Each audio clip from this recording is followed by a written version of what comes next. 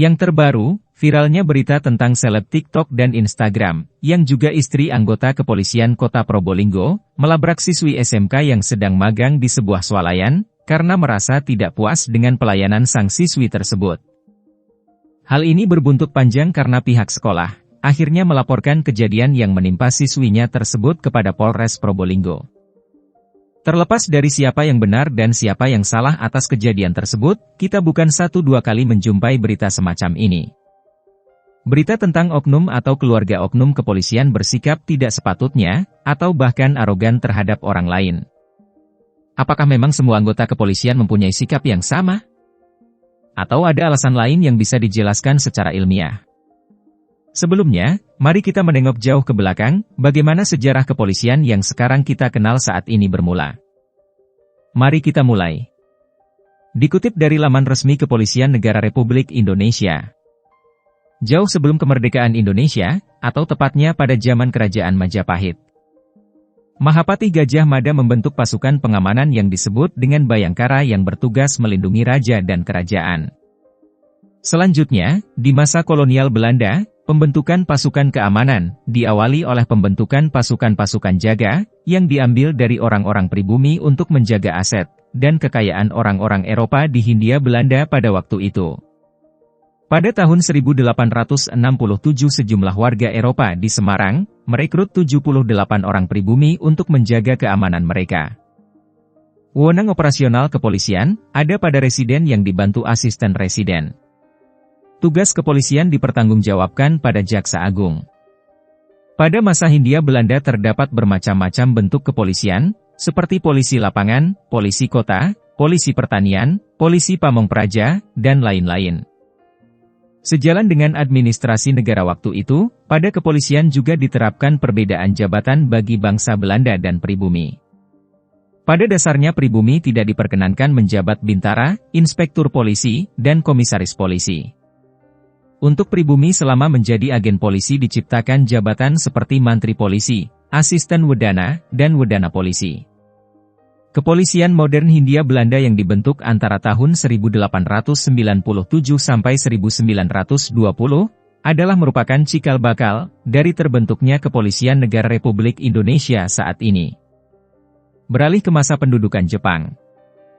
Pada masa ini, Jepang membagi wilayah kepolisian Indonesia menjadi Kepolisian Jawa dan Madura yang berpusat di Jakarta, Kepolisian Sumatera yang berpusat di Bukit Tinggi, Kepolisian Wilayah Indonesia Timur berpusat di Makassar dan Kepolisian Kalimantan yang berpusat di Banjarmasin.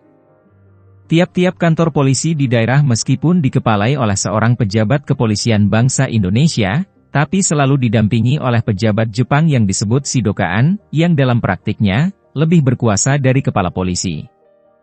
Pada awal kemerdekaan Indonesia, atau periode 1945 sampai 1950.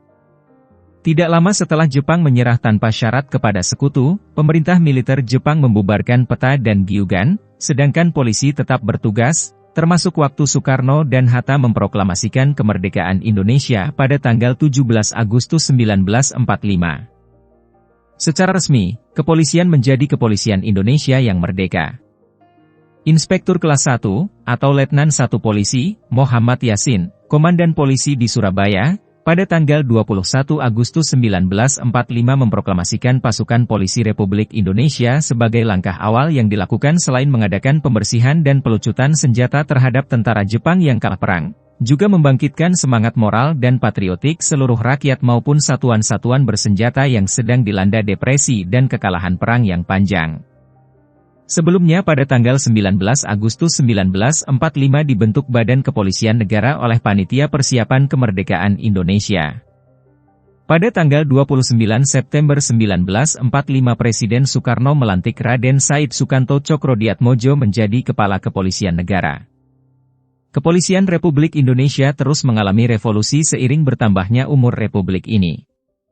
Banyak amanat atau mandat yang ditugaskan kepada anggota Polri, tapi secara garis besar, Polri adalah alat negara dalam penegakan hukum.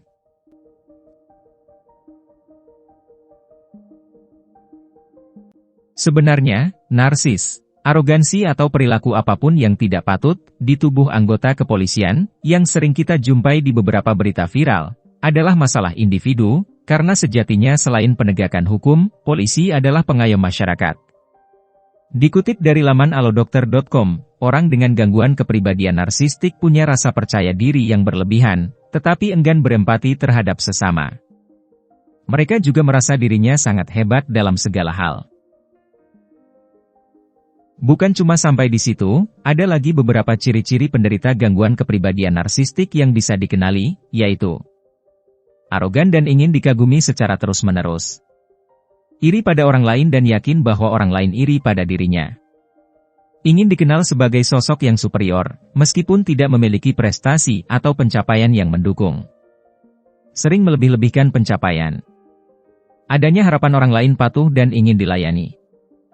Sibuk dengan fantasi tentang kekuasaan, kesuksesan, kecantikan, kecerdasan, atau pasangan yang sempurna. Manipulatif demi keuntungan pribadi. Tidak menerima kritik dan sering lari dari tanggung jawab. Selalu berusaha unggul di tiap situasi. Punya cita-cita yang tidak realistis. Suasana hati cepat berubah. Gangguan kepribadian narsistik bisa terbentuk karena pola asuh dari orang tua ke anak. Salah satunya adalah kebiasaan orang tua yang suka memanjakan, memuji yang berlebihan, dan membuat anak selalu merasa lebih hebat dibandingkan dengan teman atau saudara-saudaranya. Selain itu, anak yang hidup dan tinggal di lingkungan, di mana ia sering dibangga-banggakan secara berlebihan, memiliki riwayat orang tua dengan gangguan kepribadian narsistik, atau adanya masalah pada sistem saraf, juga dapat memicu perilaku ini. Narsis bisa muncul pada siapapun. Entah itu artis, pejabat, pemuka agama, bahkan pada seseorang tanpa gelar dan pencapaian apapun. Jadi sudah jelas ya, tidak semua anggota polisi mempunyai sifat yang buruk. Yang sering muncul ke permukaan hanyalah tentang keburukannya, dan banyak berita baik, juga prestasi muncul dan tenggelam begitu saja. Karena sejatinya, otak manusia dirancang untuk lebih mudah merespon berita buruk daripada berita baik.